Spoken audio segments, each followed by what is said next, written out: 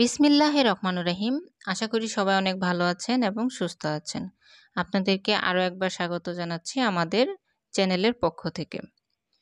আজকে জানিয়ে দেব নবম পে স্কেল যে সকল দাবিগুলো পূরণ করতে সক্ষম, অর্থাৎ চারপাশ থেকে যে সকল দাবিগুলো উঠছে তার একটাই সমাধান হচ্ছে নবম পে স্কেল।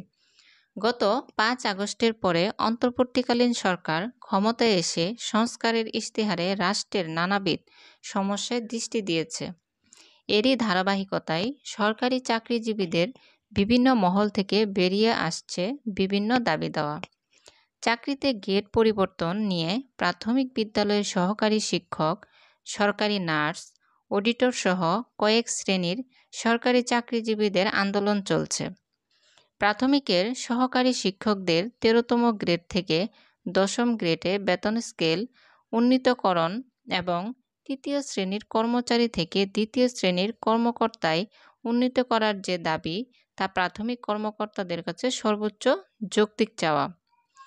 পৃথিবীর কোনো দেশেই প্রাথমিক শিক্ষকদের তৃতীয় শ্রেণী কর্মচারী হিসেবে গণ্য করা হয় না, বিষয়টি আপনারা সবাই অবগত আছেন।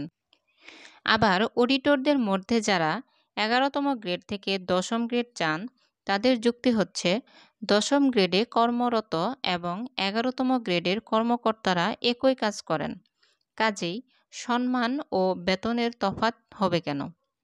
কেউ সরকারের উচ্চ পর্যায়ে প্রস্তাব জানাচ্ছে, কেউ আবার স্মারকলিপি প্রদান করছে, আবার কেউ দাবি আদায়ে মামলা করছে। সব মিলে একটা হযবরল অবস্থা। অনেকের দাবি সরকারের উপর মহল থেকে অনেক সময় আশ্বাস পাচ্ছে, আবার অনেক দাবি সরকার সুকৌশলে ফিরিয়ে দিচ্ছে। বিদ্যমান ব্যবস্থায় প্রথম থেকে 20তম গ্রেড চালু আছে, অর্থাৎ বাংলাদেশে বেতন কাঠামো প্রথম গ্রেড থেকে 20তম গ্রেডে চালু রয়েছে। পৃথিবীর অন্যান্য দেশে যেখানে বেতন গ্রেডের সর্বোচ্চ গ্রেড থেকে সর্বনিম্ন গ্রেডের পার্থক্য 1:5, সেখানে বাংলাদেশে সর্বোচ্চ গ্রেড থেকে সর্বনিম্ন গ্রেডের পার্থক্য বিশাল। বিশেষ করে যারা 11তম গ্রেড থেকে 20তম গ্রেডে চাকরি করেন তারাই সবচাইতে বেতন বৈষম্যের শিকার হচ্ছেন। এই বেতন দিয়ে নিজ ও সংসারের ব্যয় নির্বাহ করা শুধু কঠিন নয়, বরং প্রায় অসম্ভব হয়ে পড়েছে।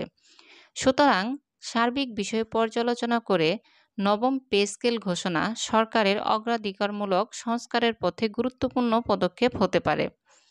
সরকারি কর্মকর্তা কর্মচারীদের মধ্যে যে অস্থিরতা, অসন্তোষ বিরাজ করছে তা দূরীকরণের সবচেয়ে সহজ সমাধান হতে পারে নতুন বেতন কাঠামো নির্ধারণ।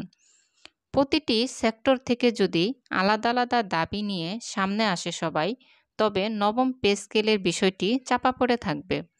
তাই প্রত্যেকটা সেক্টর কেন্দ্রিক চাহিদা না প্রেরণ করে বরং সামগ্রিক ও সবার স্বার্থের দিকে বিবেচনা করে সবাইকে একযোগে কাজ করতে হবে। কারণ একটি সেক্টরের দাবি মানতে গেলে তখন নতুন করে আবার আরেকটি সেক্টর তাদের দাবি দাওয়া পেশ করবে, যার ফলে বিপাকে পড়ে যাবে সরকার। সেক্ষেত্রে নবম পে স্কেল ঘোষণায় হতে পারে সকল সেক্টরের সকল দাবি আদায়ের একটি সমাধান। তাছাড়া নবম পে স্কেল এখন সময়ের দাবি। সেক্ষেত্রে বেতন গ্রেডের সংখ্যাও সংস্কার করা জরুরি, অর্থাৎ 10টি গ্রেডে বেতন কাঠামো নির্ধারণ করলে বিদ্যমান বৈষম্য অনেকটা লাঘব হবে। যেহেতু অন্তর্বর্তীকালীন সরকার সংস্কারের ইশতেহারে রাষ্ট্রের নানাবিধ সমস্যায় দৃষ্টি দিয়েছে, সুতরাং বিশেষ কোনো শ্রেণীকে বাড়তি সুবিধা না দিয়ে বরং সার্বিক সংস্কারের লক্ষ্যে প্রয়োজনীয়তার সাপেক্ষে নবম পে স্কেল ঘোষণা করতে পারে। এতে বহুবিধ সমস্যা ও সংকটের সমাধান হবে। বিগত 8 বছর থেকে কিন্তু নতুন কোনো পে স্কেল আসে না, যেটা সরকারি ইশতেহারে বলা হয়েছিল যে 5 বছর পর পর নতুন পে স্কেল প্রণয়ন করার কথা। তাই সার্বিক প্রয়োজনীয়তা ও ন্যায্যতা বিবেচনায় সবার মঙ্গল হয়, সম্মানজনক জীবিকার উৎস পায়, এমন কোনো স্থায়ী সমাধানের পথে হাঁটবে সরকার।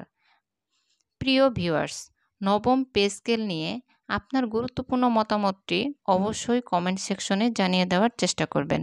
আর ভিডিওটি ভালো লাগলে অবশ্যই লাইক বাটন প্রেস করে দিবেন। ধন্যবাদ এতক্ষণ আমাদের সাথে থাকার জন্য।